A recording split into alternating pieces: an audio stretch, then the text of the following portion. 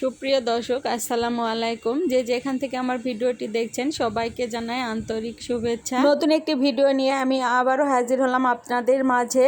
আজকে তৈরি করব চিকেন চাপ। সেই ভিডিওটি আপনাদের সাথে শেয়ার করব। ঘরে থাকা অল্প কিছু উপকরণ দিয়ে আজকে এই চিকেন চাপটি তৈরি করব। ভিডিওটি শুরু থেকে শেষ পর্যন্ত দেখবেন। ভিডিওটি দেখলে যে কেউ এভাবে বানিয়ে নিতে পারবে। এখানে আমি মুরগির বুকের যে এই মাংসের অংশটা থাকে সেই মাংসের টুকরোই নিয়েছি, আর এগুলো পাতলা পাতলা করে কেটে নিয়েছি। তো এখন প্রথমে চিকেনের টুকরোগুলো আমি একটু থেতো করে নিব, সামান্য থেতো করে নিব, খুব একটাও থেতো করে নিব না।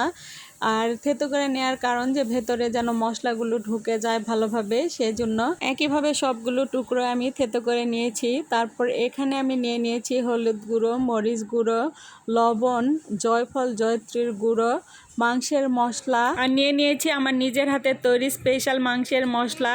আর সবগুলো এখন একটা মিক্সিং বোলে ঢেলে নিব। এখন এখানে দিয়ে দিব 4 টেবিলের মতো সরিষার তেল, দিয়ে এগুলো ভালোভাবে মাখিয়ে নিব। আর এখানে আপনারা হাফ কাপ টক দই দিয়ে দিতে পারেন, আমার হাতের নাগালে ছিল না বলে আমি দেই নাই। এখন এই মশলাতে চিকেনের টুকরোগুলো খুব ভালোভাবে মাখিয়ে নিব।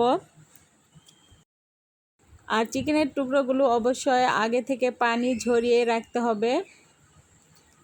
আর ভালোভাবে মাখানো হয়ে গেলে এটাকে আমি রেস্টে রেখে দিব 2 ঘন্টার জন্য। হাতে যদি সময় থাকে তাহলে 2 ঘন্টা রেস্টে রেখে দিবেন, আর সময় যদি না থাকে তাহলে 1 ঘন্টা রেখে দিলেও হবে। যত বেশি সময় ধরে ম্যারিনেট করে রাখা হবে মশলাটা ভেতরে ততটাই বেশি প্রবেশ করবে, আর এটা খেতে ততটাই ভালো লাগবে। তো আমার হাতে সময় ছিল না, যার কারণে আমি 1 ঘন্টা পর ফিরে আসলাম। 1 ঘন্টা পর এখানে 2 টেবিল চামচ ভর্তি করে বেসন দিয়ে দিব। এখানে আবার খুব বেশিও বেসন দেওয়া যাবে না। আর এই বেসনটা দেওয়ার অর্থ হলো যে এই চিকেন চাপটাকে কোটিং করে নেওয়ার জন্য খুব ভালোভাবে মাখিয়ে নিব। এখন চিকেনের টুকরোগুলোর গায়ে সব দিকে যেন এই বেসনটা লেগে যায় সেদিকে খেয়াল রাখতে হবে। আর সবগুলো ভালোভাবে মেখে নেওয়ার পর এগুলো এখন তেলে ভেজে নিব। তো আগে থেকে আমি প্যানে তেল গরম করে নিয়েছি, এখানে এখন এক এক করে চিকেন টুকরোগুলো দিয়ে দিব।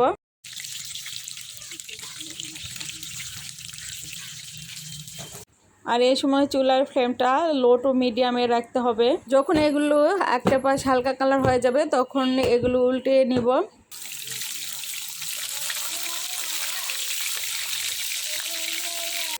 দুপাশে উল্টিয়ে পাল্টিয়ে ব্রাউন করে এগুলো ভেজে নিব।